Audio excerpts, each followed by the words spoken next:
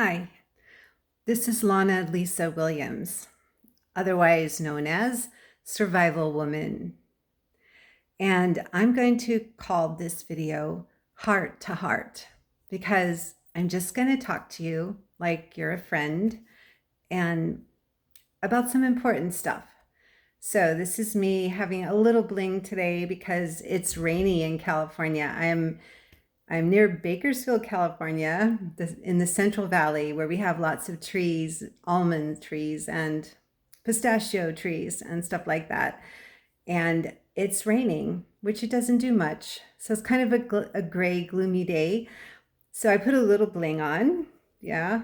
I have been doing my own hair because for almost a year, the salons in California have been pretty much completely closed. So I cut my own bangs. I don't think they're very, like, I don't know, I don't think they're very well done. And, they're kind of rugged, not in a total straight line. And not really wearing any makeup because I don't like makeup. And I've got my little bit of bling and you know, and I've got this scarf from Turkey. And I've got my cross that has a lot of semi-precious gems like garnets and amethyst and citrine in it. And I want to talk a little bit about Turkey. I think this is the most beautiful scarf. It's got like really cool fringe on the bottom and it's black and gold and it just brightens up any outfit. You can kind of put it like that. And it's kind of cool because in Turkey, a woman needs her scarf. I mean, you don't have to be a Muslim to need a scarf. It's just great to have one because maybe it's cold and you want to put it over your head and feel warm. Maybe you just want to hide a little, So I just think every woman should have a good scarf. But that's not why I'm here to talk about fashion. I want to talk about Turkey and about the time that I taught English there. For 2.5 years, I taught English in Turkey because under Obama, I couldn't find a job in America, no teaching job. And I really couldn't even get any job. So in 2010, in October, kind of a bad time of year right before winter, I went to Russia to teach English for 6 months. And that's all I could take of Russia. Russia is a post-communist country and they still suffer much from communism. And they have a saying. Yeah, of course we know communism doesn't work, but if I'm the leader and I'm on the top and I have all the money and all the stuff and the nice houses, it works for me. So I like to leave that quote with you. Those of you who want communism in America, I challenge you, go live in Russia. See if you can take more than 6 months, which was a very long winter. I went right before winter. I went in October, it was all rainy. And then the river froze over solid, which was amazing. It was a mile across the river, which in the summer had oil barges, oil tankers on it. And I walked across the river on the ice. That's how cold it got. I was in Samara, southeast of Moscow, and I used to take the train to Moscow and back just because I was bored and it didn't cost very much. And I was a teacher and I didn't get paid very much. And I could only take 6 months, not so much because of the snow and having to put chains on the bottom of my boots so I wouldn't slip on the ice that was everywhere, like ice rinks. Not because I had to wear a big coat I looked like a bear in and have all these layers and gloves and almost started smoking just to feel warm while waiting for the bus. And not because everything was in Russian and I had to read in Russian and text in Russian on my phone and speak in Russian, because really they didn't want to learn English that badly. And under Putin, I'm pretty sure he's made learning English a very bad thing. So I don't think there are many Americans now in Russia teaching English. The Russians also had a saying, I will pretend to work if you pretend to pay me. That is a result of communism. In Russia, I taught for a few days at a university. They invited me. And normally I was just teaching 13-year-old girls in a private language school. But for a few days, I taught at an actual university in Russia. And the head of the department sounded just like an Englishman. I mean, his English was perfect. He sounded like he was from London or Cambridge or somewhere in England. And I've been in England and I studied at Cambridge University, Shakespeare, for a summer school. And I lived in England and I know England. It's beautiful. I love their accents. He totally fooled me. I would have guessed he was from England, not from Russia. And he showed me the president's office in the school. And there was this huge aquarium in the hallway by the president's office, full of beautiful tropical fish. And the whole building was nice with plants and big windows and mirrors and stuff. And he said, that's where my wages go. He hardly got paid anything. In fact, they weren't going to pay me anything. They wanted me to volunteer, which I said, look, if you want me to come teach English and share about America, at least pay me a little. So they paid me a little. In fact, the worst pay I had of 5 years teaching overseas was in Russia. I hardly got paid at all. And then when I did, I used the money to escape to Turkey because Russia was cold, not in the sense so much of all the snow everywhere, but in the sense of the people's hearts. Vodka, you can only drink so much of. Salted fish, you can only eat so much of. So I was happy to fly to Turkey, where I stayed 2.5 years, the longest that I taught anywhere overseas. And in Turkey, I came at a strange time. I was there in 2013 for the last of their freedom protests, and I got to cover them in Istanbul and in Izmit, Kocaeli, not far from Istanbul. I got to video peaceful protesters in Turkey walking with their grandchildren and their children, and students walking, holding a can of beer because their dictator, Erdogan, didn't like beer or any alcohol and he wanted there to be none. So they were just protesting with like a can of beer saying, hey, I have the right to drink a beer. Come on. It was a peaceful protest at first in Izmit. And then I went to Istanbul, where I used to go a lot. Izmit was only an hour away by bus. And I loved walking through Taksim, the main shopping area on the European side of Istanbul, because there's a waterway that goes through and a bridge that goes across, and you go from the Asian side in Kadıköy over by ferry or bridge to the European side at Kartal. Kartal means eagle.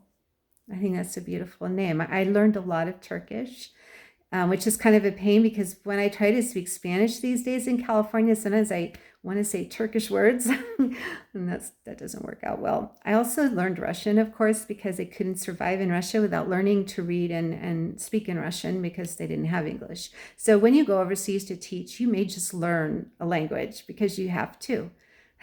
That's immerse yourself. That's the best way to learn a foreign language. Just go immerse yourself. I mean, hey, go to Russia if you want. Honestly, I'm inviting AOC.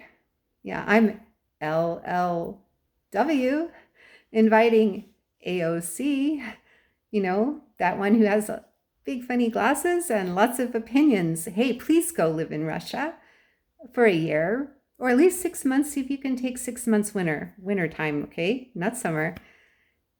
Learn the language. Live under their economy, getting paid by them.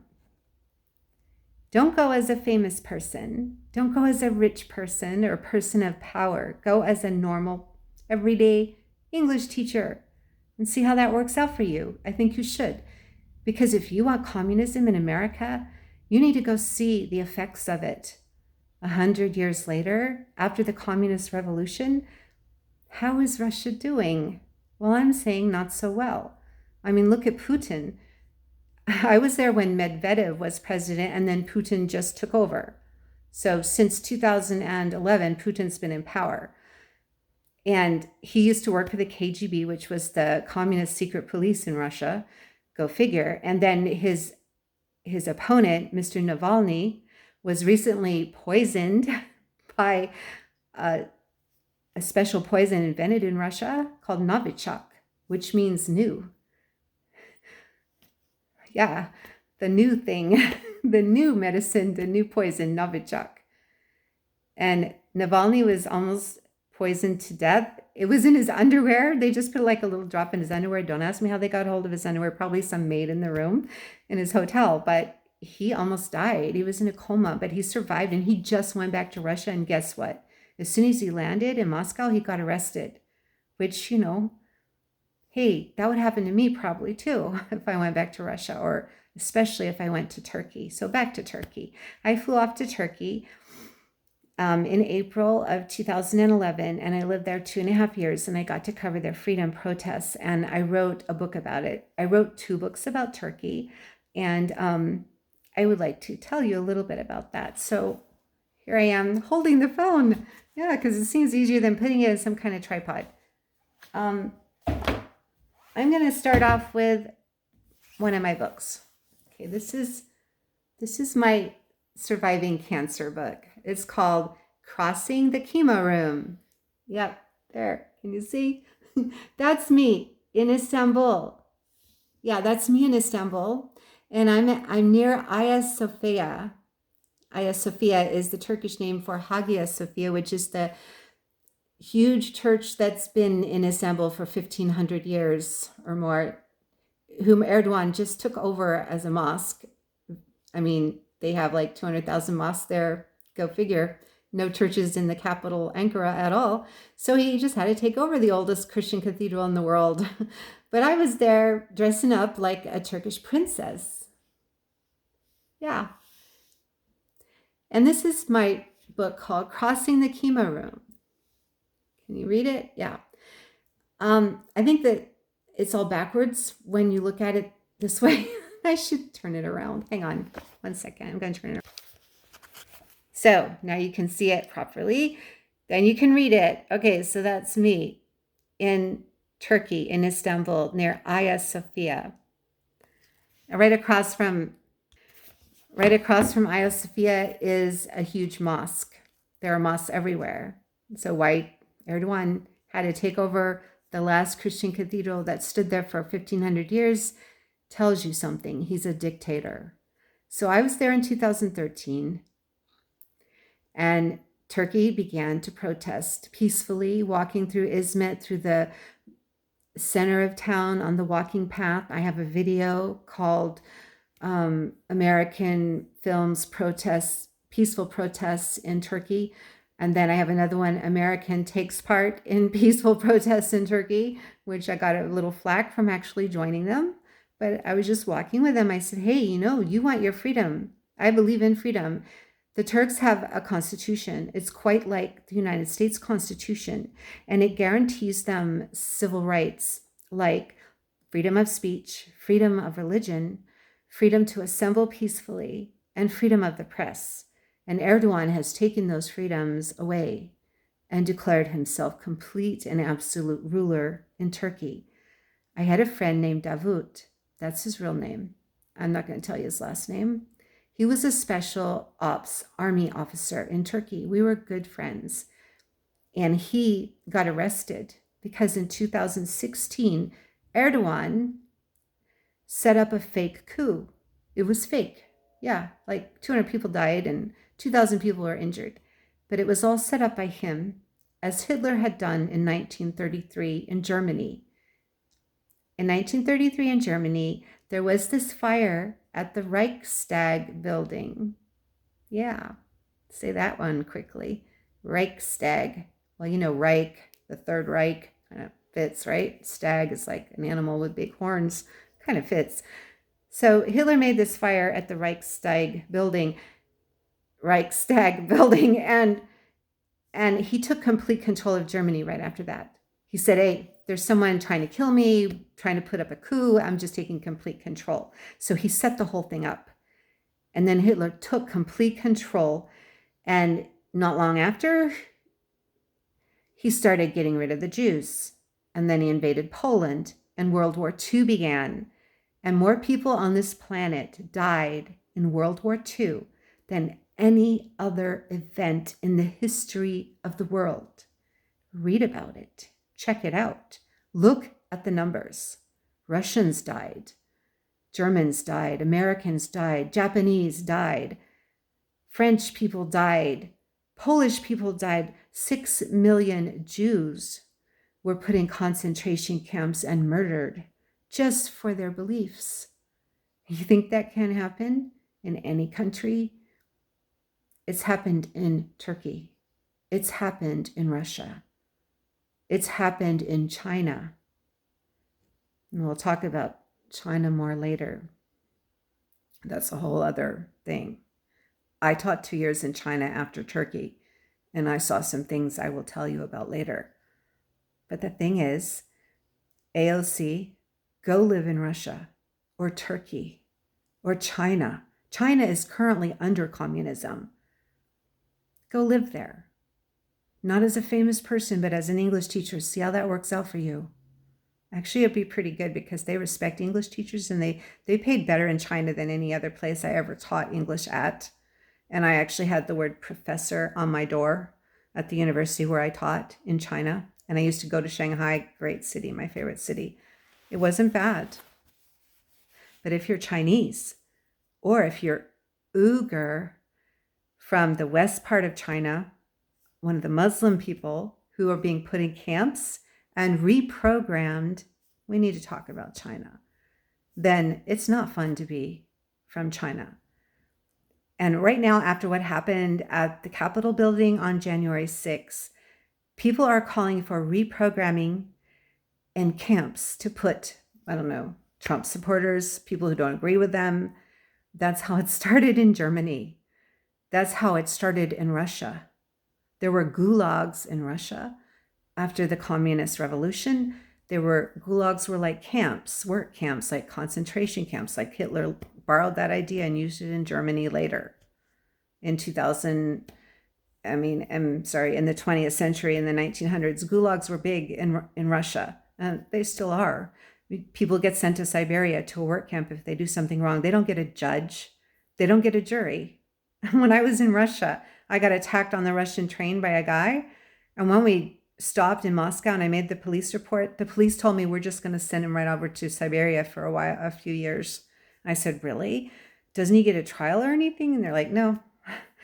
Okay, so try it. Go live in Russia and see if you could do that as a Russian under their laws. How would you fare? Go live in China, like in Uyghur people. I can't even pronounce the name. Uyghur people, the Muslims who just recently, it was declared genocide against the Uyghur people of Western China. I met some and they could speak a kind of Turkish. I got to speak to some. Yeah, it's true. There are camps for them. There are reprogramming for them. And there's torture. How do you think people get reprogrammed? Watch a video of a woman being reprogrammed that got smuggled out of China. See how that goes for her. Try it. See how you like it. So back to Turkey, because that was my most hands-on experience with dictatorship. After I participated in the freedom protests, I went to Istanbul and I was having tea on the second story of a cafe, and I looked down and the Turkish police were attacking tourists.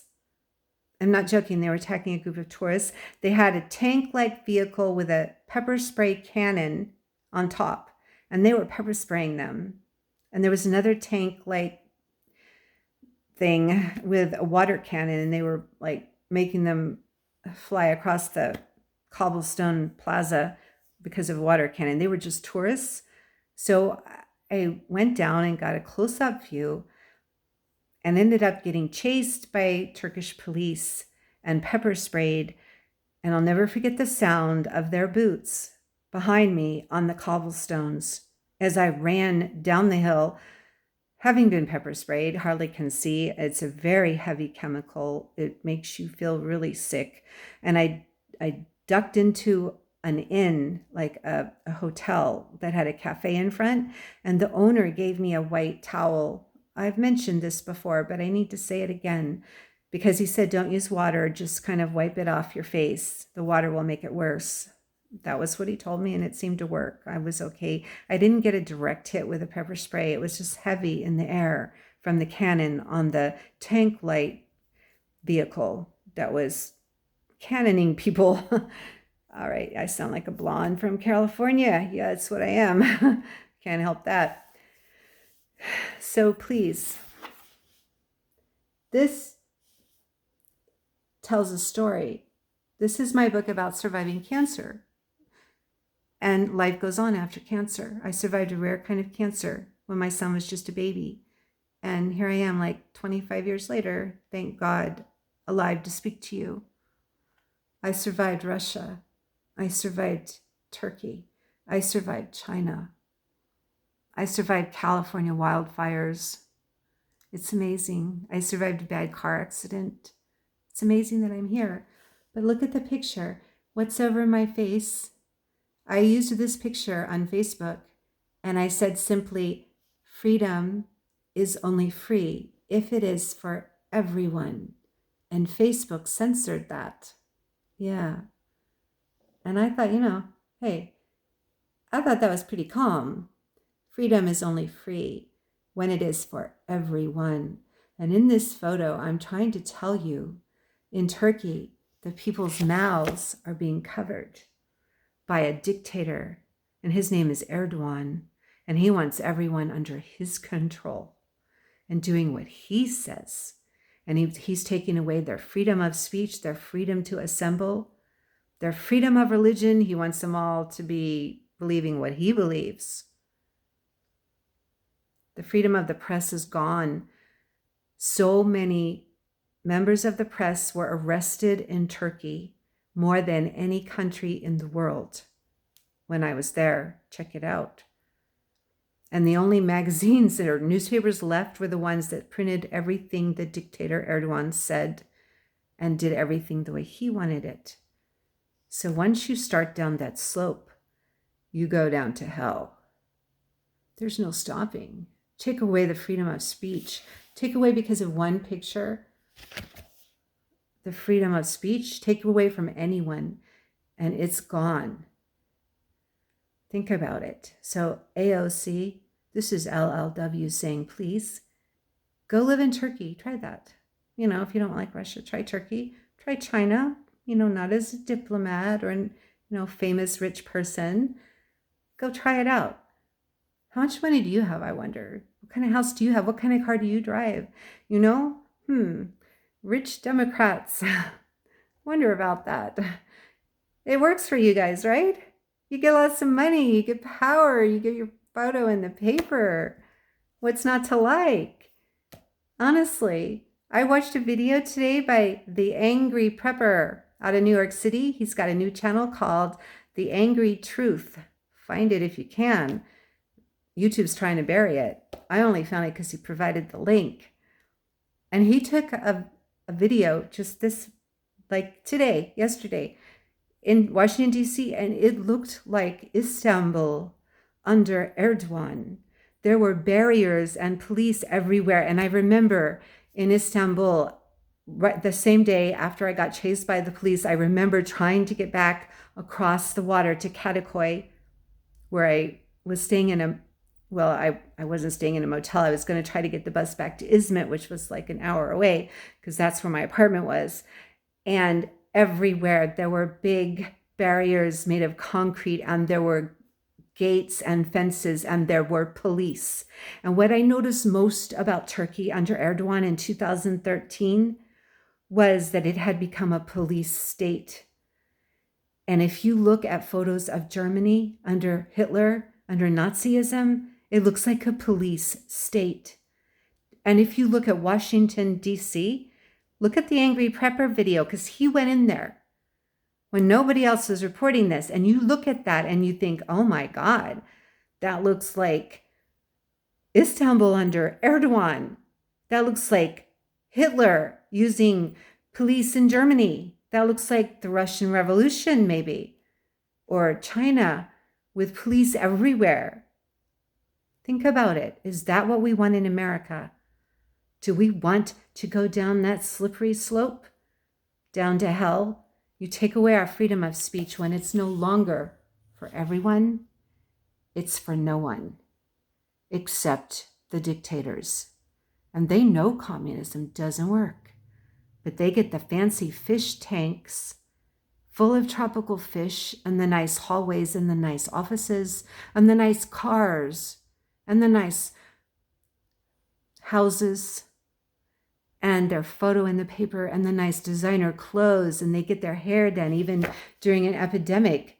Pelosi from California got her hair done. No one else could. It's like, here, I'm cutting my own bangs, Pelosi, and you went to a hair salon in San Francisco and told them to open up and do your hair. This is what it is.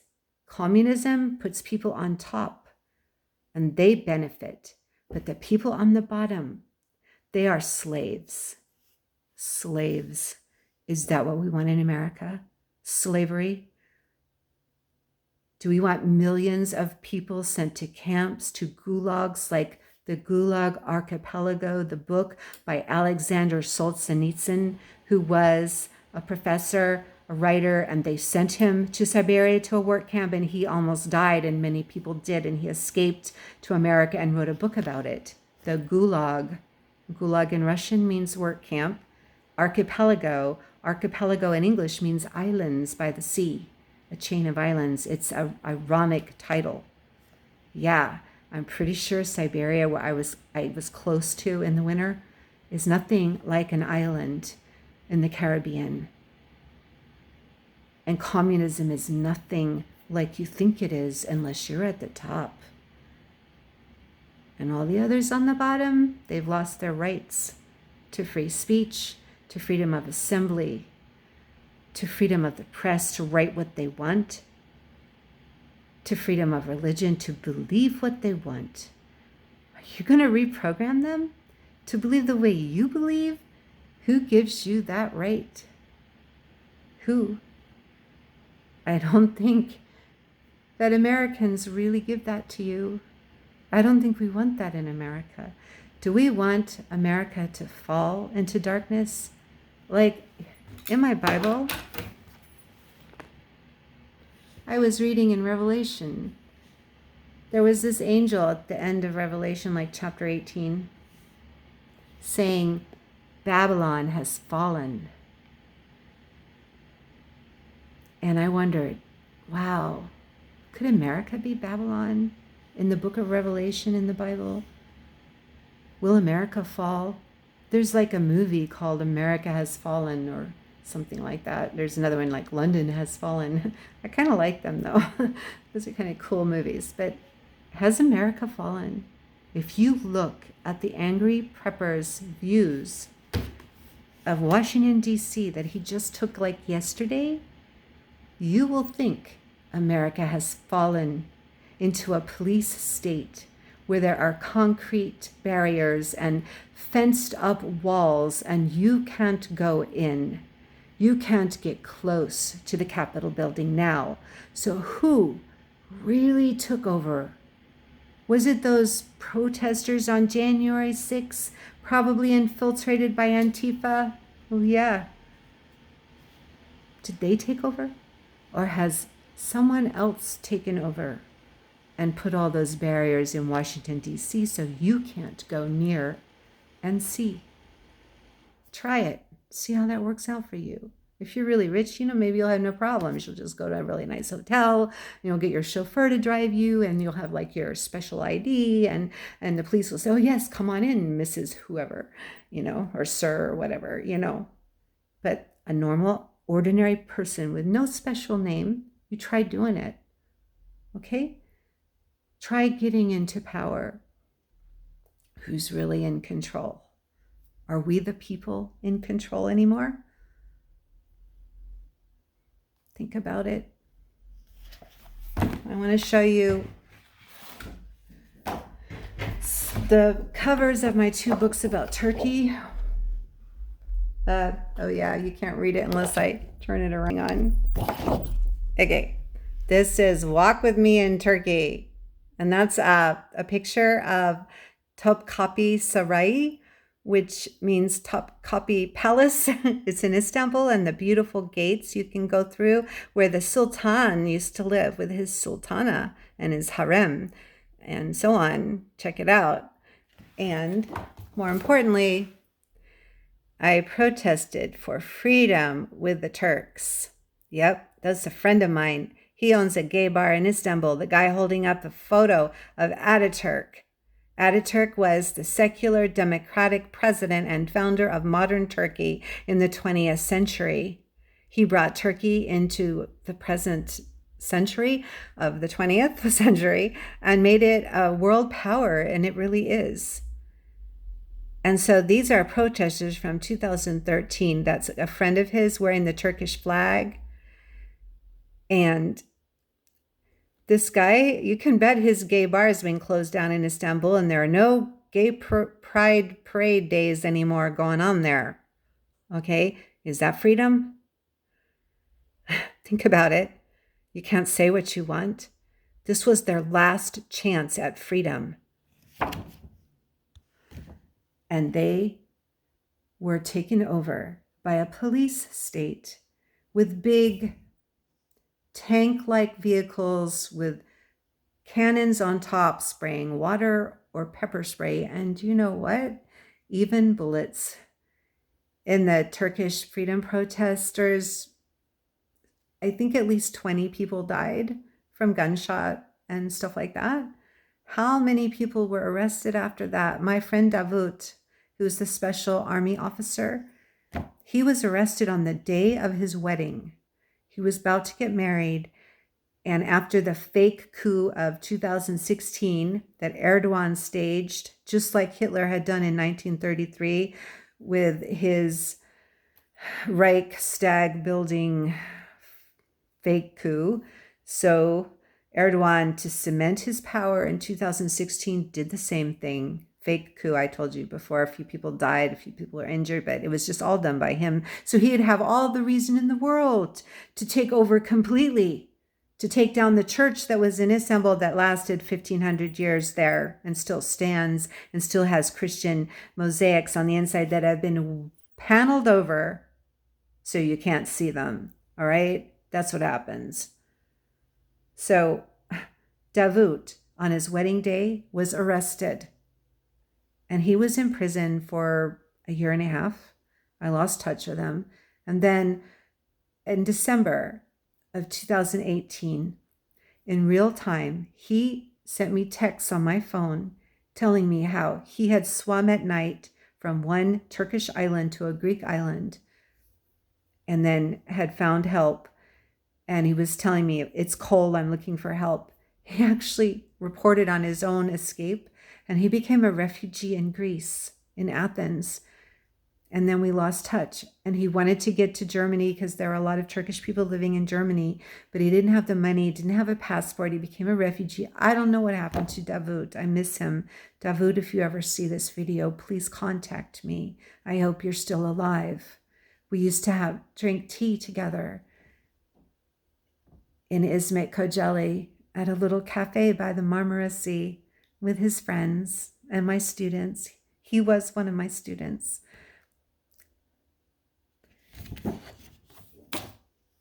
So where is Turkey anyway? I have a map somewhere. Yep, I have a world map. Can you find Turkey? Where's Turkey? Okay, this is me, the English teacher, saying, get out your world map and find Turkey, okay? Somewhere on here. Let me see if I can find it. I'm going to turn this. Oh, wow. This is like, okay. There it is. Turkey. And look, Moscow is not that far away. In fact, the Turks and the Russians always fought each other. All right. The Black Sea is right above Istanbul. It's a beautiful, beautiful place. All right. The Mediterranean Sea is right below Turkey. So you get a picture of it. Yay. So I'm inviting AOC to go to Turkey. Yeah, check it out. Or go to Russia. Or even China as a normal person. Try to live there. See how it works out for you before you want communism in America. Right? And I'm asking all Americans who see this, hey, go to Washington, D.C. Check it out. See if you can even go to the Capitol anymore and look at stuff like the Lincoln Memorial. Can you? The White House, the Capitol building. Any one of us can get close to the Capitol building now because a few people made a big deal and yeah, right. And Antifa was probably the spearheaded organization behind that. And Antifa was protesting on Inauguration Day, which was just a few days ago. This is the 23rd of January, Saturday. On the 20th of January, Wednesday, was Inauguration Day, and Antifa was protesting violently in Portland, Oregon, and Seattle. Washington and Biden said nothing. None of anyone said nothing. CNN, none of those people hardly said a thing. Didn't even address the protests still going on because, of course, now he's here and everything's just wonderful and great. Oh, no, he didn't take over America. Who would think that? But who really did take over the Capitol building? Was it those protesters who all got arrested and fired and imprisoned? And they're going to be reprogrammed and located to a camp, a gulag, maybe? Did they take it over? Or did Biden take it over? And all of his Democrats who are the rich ones on the top, because it works well for them. But what about us on the bottom? Does it work well for us? Well, I've got my Turkish scarf and my little cross that I honestly did wear in Turkey, and I didn't have any problems. People told me, don't wear your cross. It's a Muslim country predominantly. And I said, hey, I know they have freedom of religion here. I'm just going to wear my cross. And yeah, hey, aside from a few death threats online while I was in Turkey, nothing terrible happened. On the other hand, after I started writing about the freedom protests, I've covered with videos and articles for a Canadian news magazine called Digital Journal, and then turned them into a book.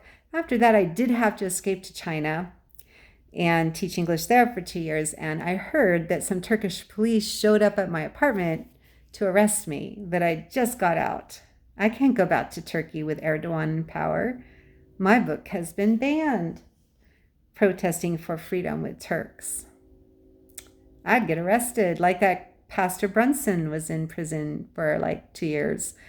And he was a Christian pastor in Turkey, an American. He got arrested for being a Christian. So I don't know if I could wear my cross in Turkey now, but when I was there, it was no problem.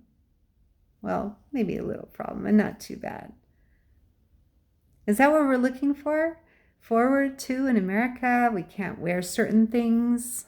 We can't talk about certain things.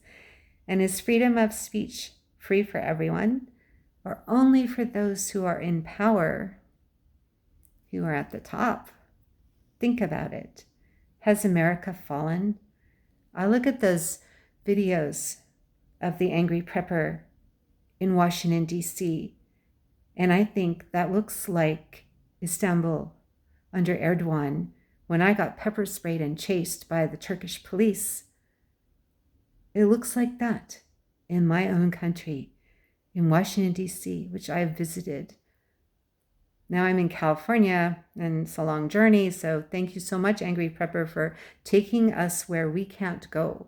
I can't afford to fly all the way across the country and stay in an expensive hotel and walk around where there are barriers everywhere and police checking you at checkpoints. And yeah, and you can't go to a lot of places because it's all fenced off like a concentration camp. Like Istanbul under Erdogan with all of his police, the police state. So has America fallen? What do you think? I hope you enjoyed this video. I did a little history. There was probably more I wanted to show you, but I have other books. I didn't show you all my books. So check out my books on Amazon. I've got 7 books and I'm working on number 8.